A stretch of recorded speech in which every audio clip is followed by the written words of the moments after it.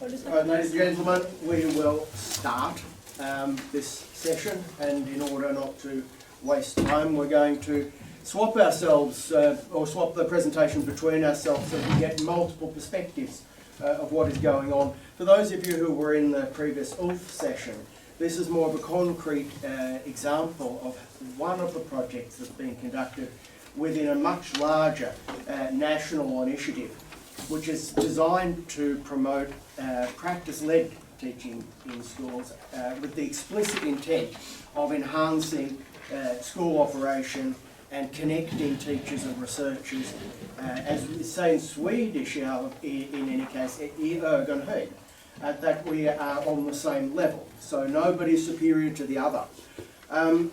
When I started thinking about this together with my colleagues here some years ago, we started to think, what resources do we have available at KTH, our institution, the Royal Institute of Technology, that we can deploy in this type of practice-led research?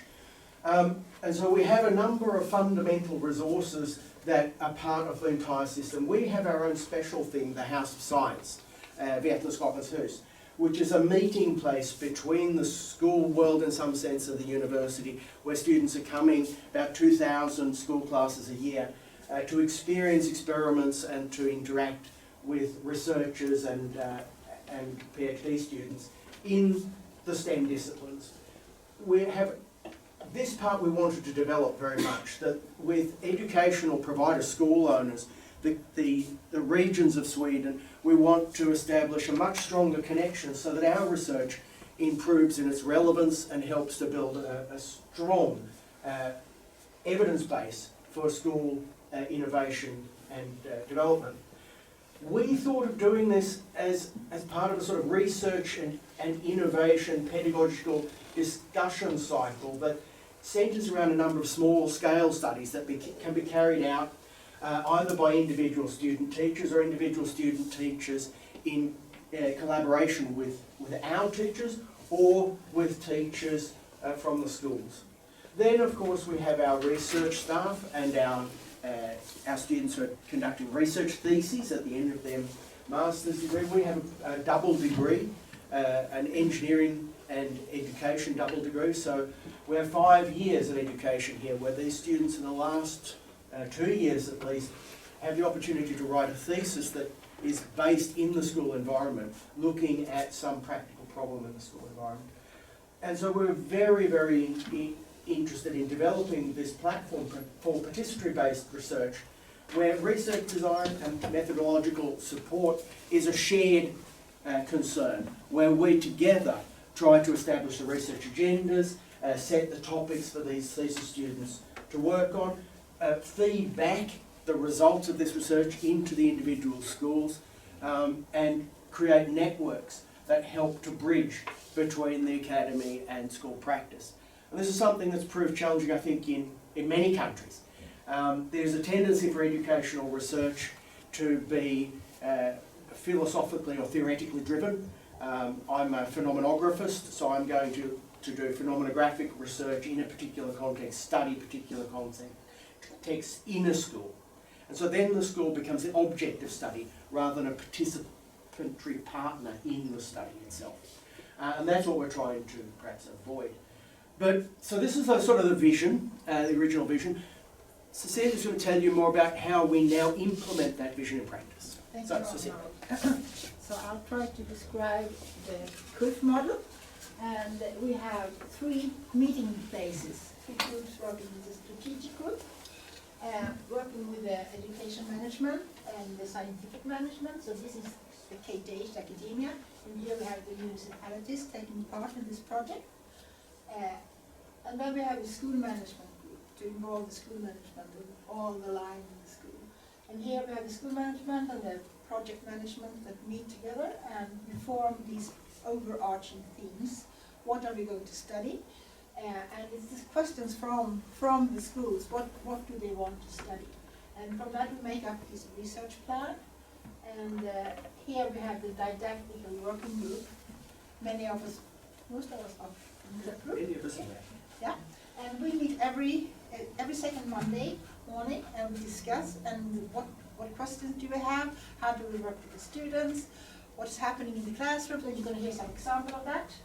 And in here with teacher students, and it's researchers and teachers, and we do what we are best on. So this, here in the KTH, look at the design of the research, the methodology, and tools, etc. And from the schools, we work with the school placements and the master thesis.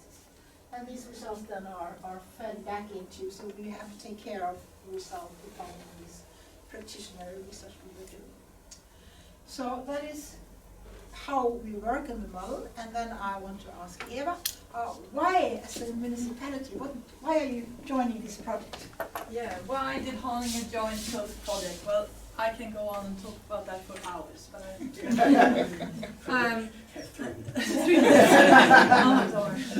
anyway, we get Haninge is the huvudman, and they are leading Stockholms stad, Värmdö, NTI, all on the bottom here. And we do this together, but at the same time we get our questions researched, and we get power from KTH and powers from and knowledge from all the other partners within this project. So we get lots of benefits, and I think we provide some to the project as well, but we gain a lot from that. And also say lifelong learning for the teachers who are engaged in this, they can continue in the profession. And also the teacher educators, they get professional development from the teachers, as well as the researchers gain lots of professional development from the teachers. So we all do this together. As Arnold said, we are on the same level. And we learn from each other. And we find questions that we find relevant, and sometimes they are relevant for other education providers as well. And also another thing that is really challenging, I think we share that all of us, is teacher recruitment. We see this as an opportunity to recruit teachers, because we have teacher students who are involved in our project, and we are embedding K-ULF in the teacher education programs and some of the courses.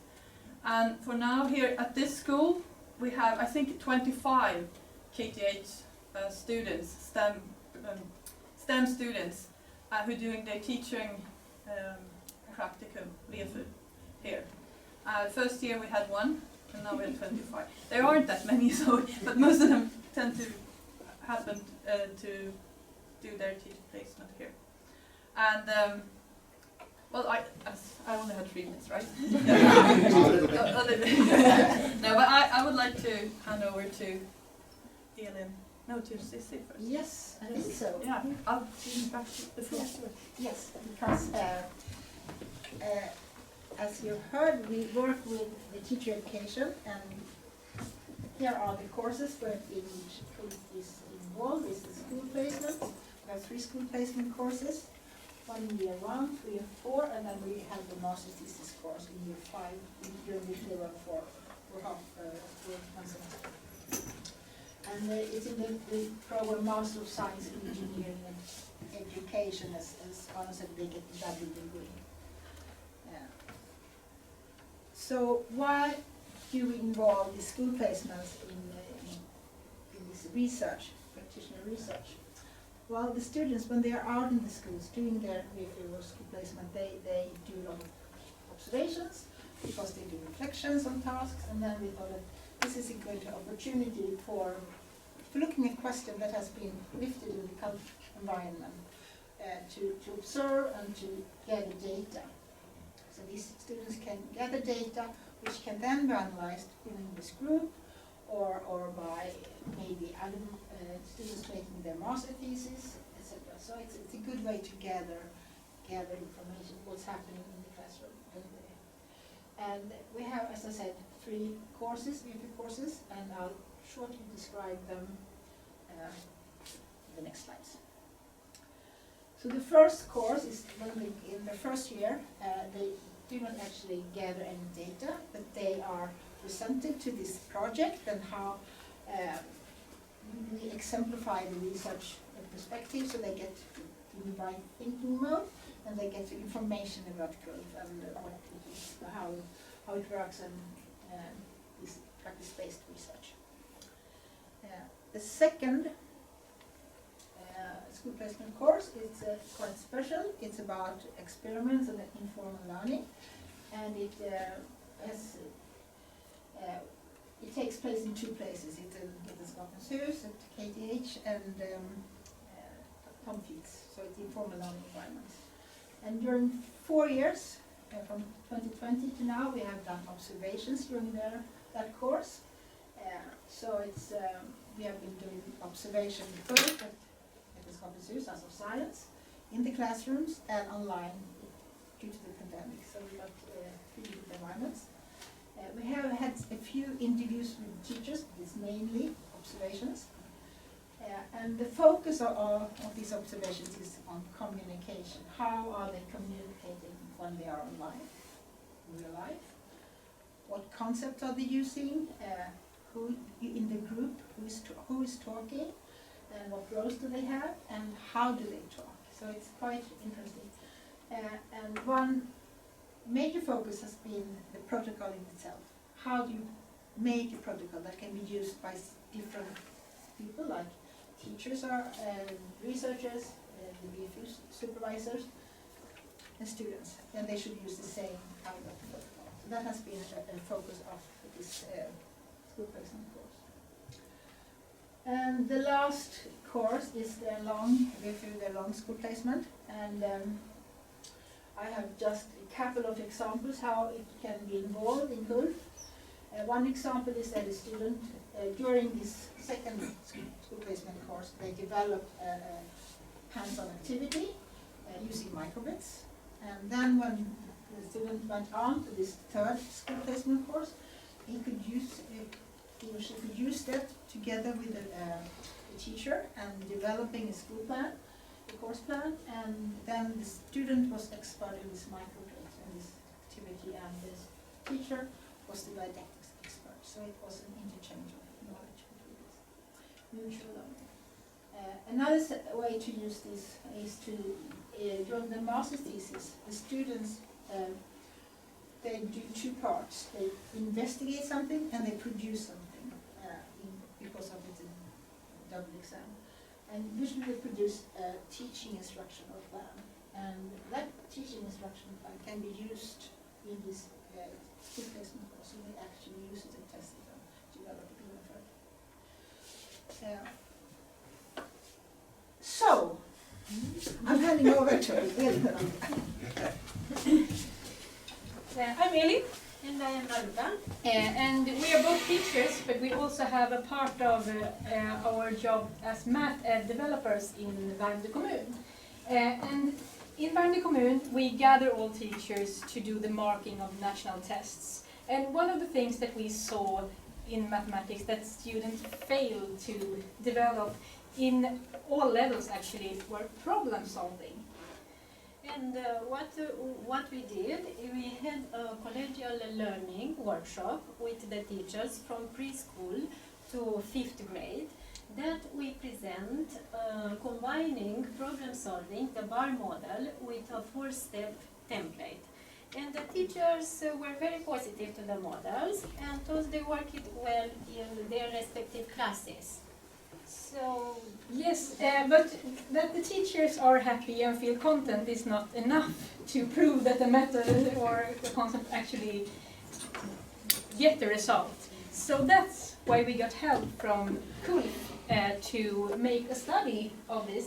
And here we followed one class in primary school grade 2 with the help of Ernest, who will talk after us. And here you can see the design that Ernest helped us with, and the study is a mixed method approach, being both qualitative and quantitative. In this slide you see the quantitative method that we did a pre-test, written solutions to 5 problems, and after a series of lessons, of 8 lessons, and after a post-test 1, again 8 lessons series and a post-test 2. Yeah. And for the qualitative, yes, for the qualitative data, we did some, we collected doing some interviews with some of the students and with the teacher. And we will also do a follow-up on this because they were grade 2 last year, so this year they will actually do the national test. So this project is not finished, but we have some results already. Perhaps some of you are familiar with the bar model. If you're not, then maybe you were listening to Alva Achtelgren earlier today. She talked about that younger children can have a hard time with abstract thinking. And this bar model, also known as Singapore math, is a way that even young students can translate a word problem like this to a picture that actually tells you what you need to do to solve the problem. This problem is about teddy bears. Camilla has twice as many teddy bears as Svante. Together they have 24 teddy bears. So the students here, they draw this box for Svante, and since Camilla has twice as many, she gets 2 boxes. Together they are 24, and we are looking for 1 box. When the students have these pictures, most of them realize that what you should do is divide this by 3. And we combine that bar models with 4-step template. George Polya in 1945 published the book How to Solve It, which quickly became his most pricey publication, and he sold over 1 million copies and has been translated in 17 languages. In this book, he identifies 4 basic principles of problem solving. 1, understanding the problem. 2, devising a plan. 3, carrying out the plan. And 4, looking back. What we did is, in the first step, the important words. So the kids, they cycling in the most important words of the problem, and after they did a little square, and they wrote again the question of the problem for them to understand. And after, in the second, they draw the blocks and answer who, what the problem is about. Thirdly, they did the calculations, and that it was our challenge, what we saw, we discovered it when we corrected the national test. So we did a calculation, and they needed to show how did they calculate and how did they taught. So lastly, they did the answer if the answer is reasonable to the calculations. And the students got this at the paper, so they filled out these squares.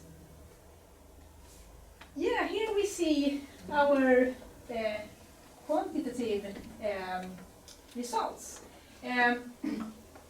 All tests had a maximum of 25 points, and on the pre-test, the students had no guidance. They were just handed a paper with a word problem and were supposed to solve it. As you can see, this just giving them the template and teaching them about it for 8 lessons made all the students improve. And after 8 lessons more, well, the ones that were on top here, they didn't improve more, of course, because you can't get more than the maximum number. But the lowest points here got higher, so everybody got better during this project. The interesting thing is to see, will this still be the case when they do the national tests now in grade 3? And here we come with example. Here you can see an example for a pre-test, which the student has a method maybe. Det står här, jag räknade, I counted, yes, and I used my digit. And in the second you can see how the kid circled in the most important words, understood the problem, wrote the 2 questions of the problem here with a little square, and after transform actually the problem into drawing and understood that every bar here has a value, because that was the most important thing, to make the kids to understand that this bar has a value, and if the bars are equal, that means they have the same value. And they here, the kids see and wrote here 3 bars are have the value 18, and after 1 bar, 18 divided by 3. And in the last step, that they come back to the problem and resonate if the answer is reasonable. This student solved the problem in the first step. I just quickly want to show you a student that evolved more.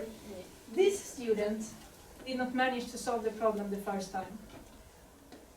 After 8 lessons, still not able to solve the problem entirely. But here we have the picture.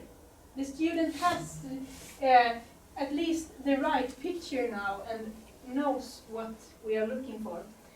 And I know this picture is a bit vague, but in the second post-test on a quite similar problem, the same student actually managed to solve the whole problem. Yes. So And now you have 30 seconds max. I'd like to finish. I'll be very short. I'd like to finish by telling you what the interview student said. It was the bars help you to understand if it is equal. Before, it was a little more difficult, but now that I think about it, bar models, that I understand which math words are important, then I draw bars in my head. And I think lately I would like to thank you, K-ULF, because of that the study was possible, and I wish a lot of teachers to be involved and have the opportunity to be a part of K-ULF. Yeah.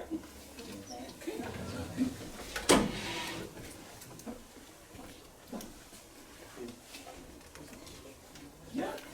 So thank you, and I think it was a privilege to work with them on that project. And one thing that has been going on, especially in this conference, has to do with the power of the teacher. So I was looking at this, how can we come together as researchers, educators, and teachers to work together in order for us to achieve the common goal that we want to achieve. And there's a lot of research that has looked at the effect, or the teacher effect, when it comes to student learning. And this is one of them that I gathered.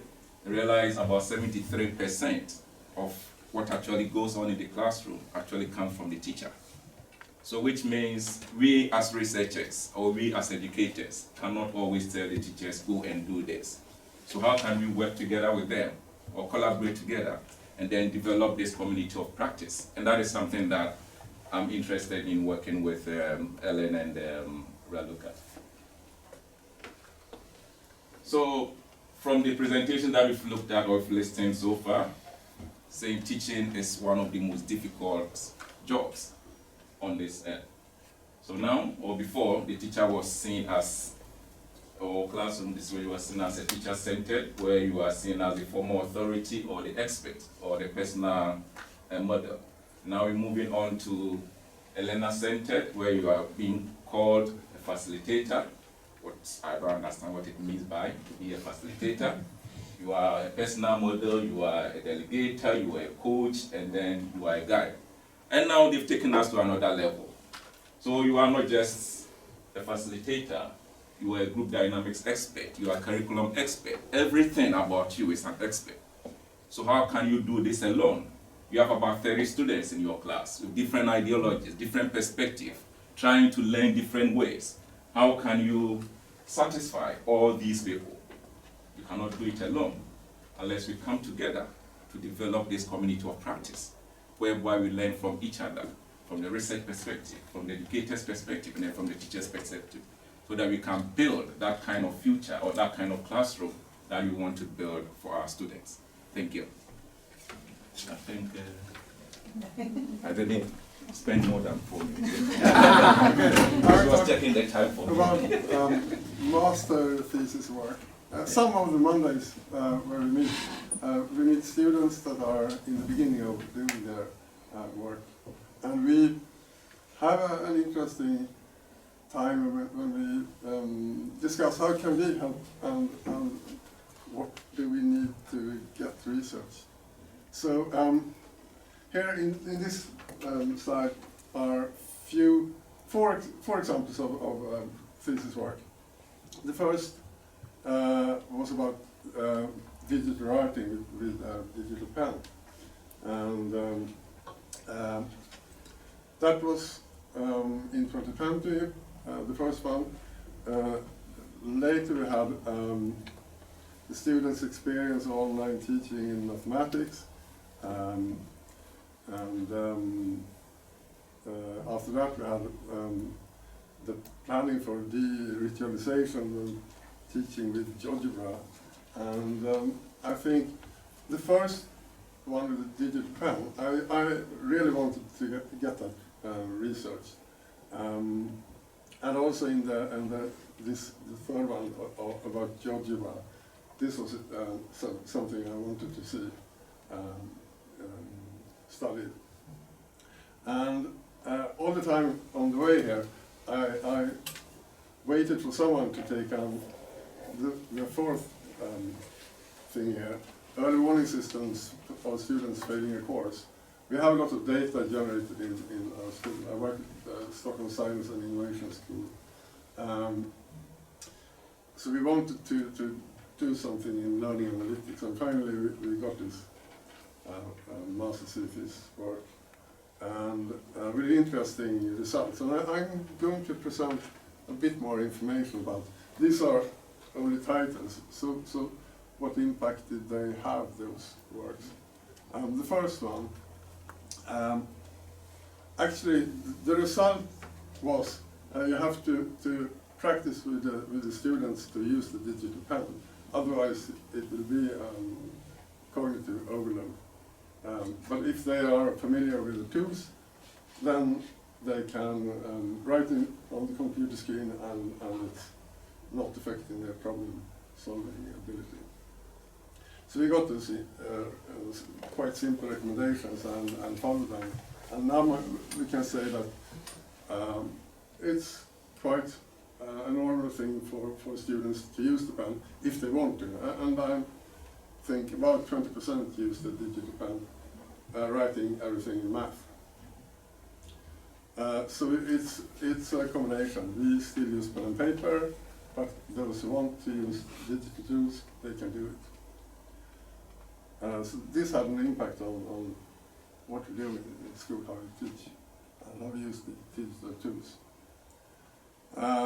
This one, of course, we did a study in online teaching during the pandemic, and in this case, the result for us was only recommendations for future studies, and this has not been something that had an impact on our activities.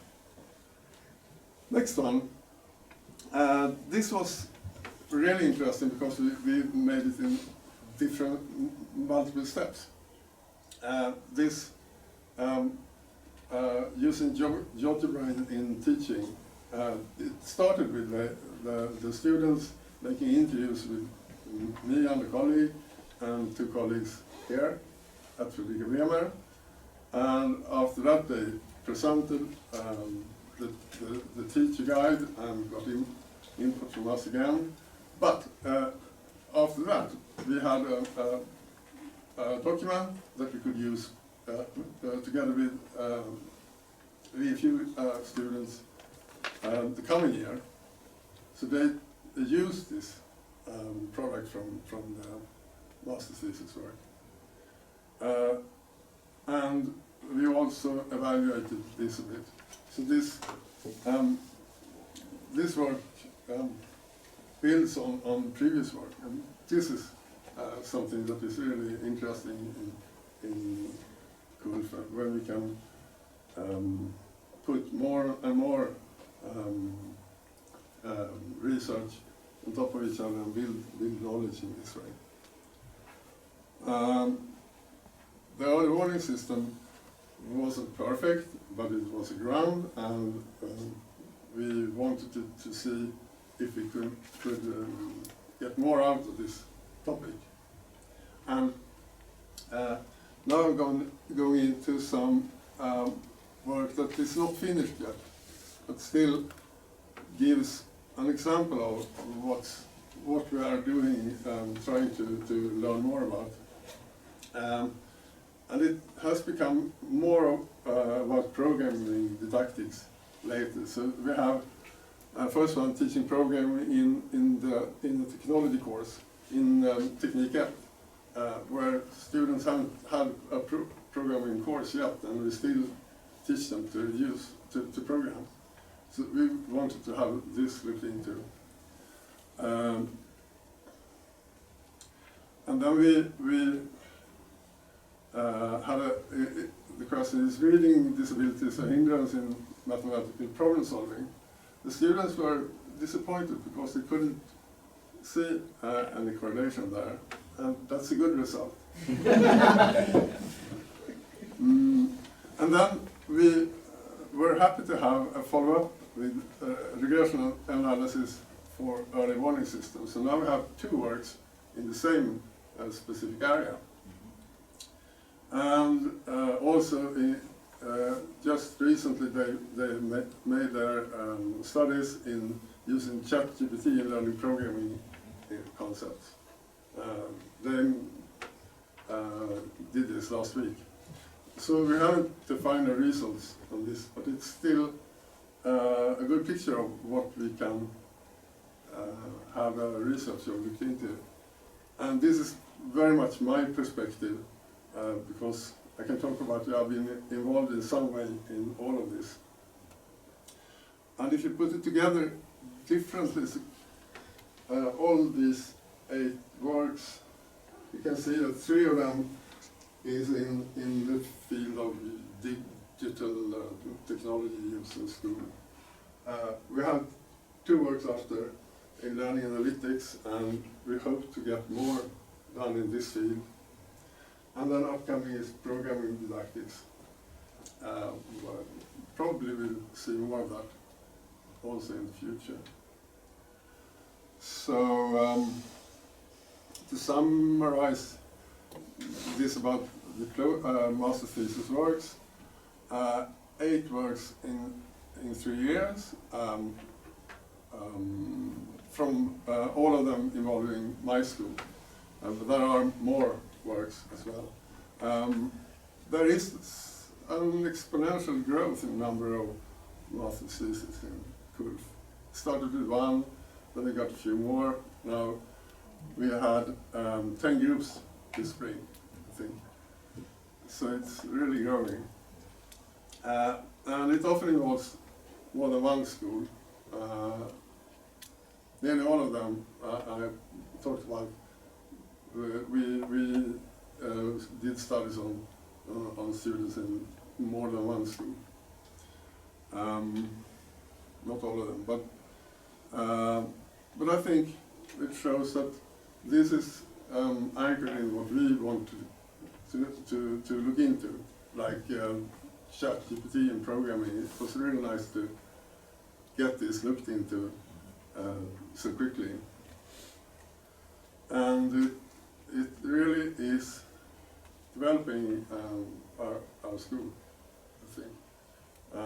My colleagues in technology course, they were very happy to have students to teach programming concept in a different way than what they would do.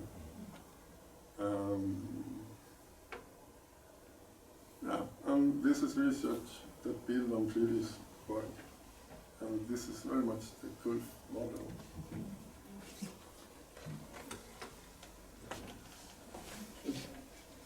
Oh. That's it.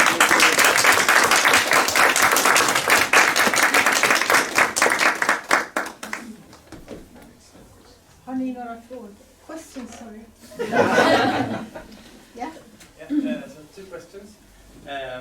One is there a way for you to publish these results for other schools to access? And the second question is perhaps more detailed with regards to the bar method in mathematics and the control group. I mean, do you compare between different years, I guess? Yeah, the control group is when we are going to grade the national tests this spring. All the other students will be the control group. Yeah. Yes. Has it occurred to you, I mean, it occurred to me at least, to have some students in the same year to the method and some other students not, but that may be more complicated. Yeah, maybe. It is a bit more complicated, but we can also say that, you know, that we already know that if the teacher believes in the method, then we get better results. So just the fact that this teacher got introduced to a method that she really enjoyed probably has an effect also. So if this is not at all to be told that the bar model is the best way. Yeah, and combined with Kolia, but I think in that school we did. The other teachers are also very inspired, and we thought also about the national results from the previous years, because we know that some of the problems are alike with those, so it can be very interesting to compare. And who wants to That answer will that? be So results. I can very quickly say that we try, of course, all of these are published reports which appear in DEVA and the KTH website. So you can download the reports, some of them written in Swedish, some in English. You can also access some of the results, at least, in short films. What we've been trying to do is to make 3 to 5 minute films with the students where they pull out, you know, the crucial areas of their results and present them in an easily accessible way, a couple of diagrams or so forth. So those films are also available from our website. And I just add there, when the students are done, they come back and present to the schools what they have done, so that's the spread. But that's a very important part, just how to spread it further. So. And it's on our agenda to write more stuff for later evening and so forth, to try to make this more visible. Yeah, I mean, normally when you have results, you publish them and people can look at them. I mean, that infrastructure maybe doesn't exist right now for teachers. And not quite for us either yet. we're still working on it. This is a work in progress. But I mean, the teachers in K-ULF have access to the library, KTH library for research articles. So. We had another question. Thank you so much. Really interesting project collaboration and presentation. Thank you all. I'm actually interested in the two things that were said about recruitment and the VFU, and how I'm currently studying what the VFU students take into schools, what benefits schools get from hosting VFU students, and I wonder if you could talk to that a little bit, if you've seen anything about that in this project. You know, what are the professional, like school-wide professional development benefits from this kind of project? Well, I can give one example, a concrete example, is that one of the teachers in one of the schools, and he teaches technology course 1. And he has a background as a mechanical engineer, but he's supposed to teach programming. And then he had this teacher student who will be a programmer and also a teacher in this dual combination. So when she did her VFU with him, she taught him programming and programming didactics. So he was almost a student to her, whereas he taught her how to be a teacher and take lead in the classroom and questioning the teaching professional. That's a very, very good example. And then she came back and did her third round, and then she did sort of a lesson plan, and they trialed it on the second round of VFU and then on the third one. And now they are using that teaching lesson plan. With he does, and his colleagues does it as well. So that's a good example of one. I think a crucial aspect is the co-design aspect. Yeah. It's really crucial that we have that sort of exchange, that it's not seen to be anybody's owning. I think. Yeah. 1 minute. So, a short question. Yes, is there any similar projects for biology subject school, or is it only like, it was chemistry, mathematics, physics? So far we haven't had any biology, but Nothing about hopefully we will. What's There's no explicit limit to that. We Yeah. have students with a biology background. They haven't chosen to do this. This is You can choose to do your project within K-ULF, it's not obligatory within the degree program. So biology students haven't so far chosen, but they are available. It's only the matter of choice, not It's- the possibility. Right. Okay. But it's also how we design the project website. So we put up a whole bunch of proposals, right? So if the school had come to us and said we specifically want to study something in biology, then we would have put up a project there and students would hopefully apply for it. Would it be the KTH students only, or is it students from other universities as well? So far it's KTH students. Yeah. Who knows? Is it because I was just wondering if the KULF is it only for KTH, or is it other universities involved in the project as well? ULF as a national thing Yeah, exactly. is a national thing, Mm. right? So if you look at our region, we have Södertörn, we have Stockholm University, one underground station away, but they have their own models that are slightly different. So STLS, for instance, at Stockholm University, that's sort of their flagship thing. So they have their approach to doing embedded teaching and learning studies, more based on lesson studies models. We have K-ULF, other universities have other models. So because I was just wondering, the ULF of TALK, Yep. as it is, it's the point is for the universities to collaborate as well. If it's happening that is there any cooperation between the universities at Stockholm level? Let's take that for example. Well, Vetenskapens hus is a good example Yeah, of that, where we yeah. have Stockholm Stad as a partner, we have SU as a partner, so it's a co-owned facility.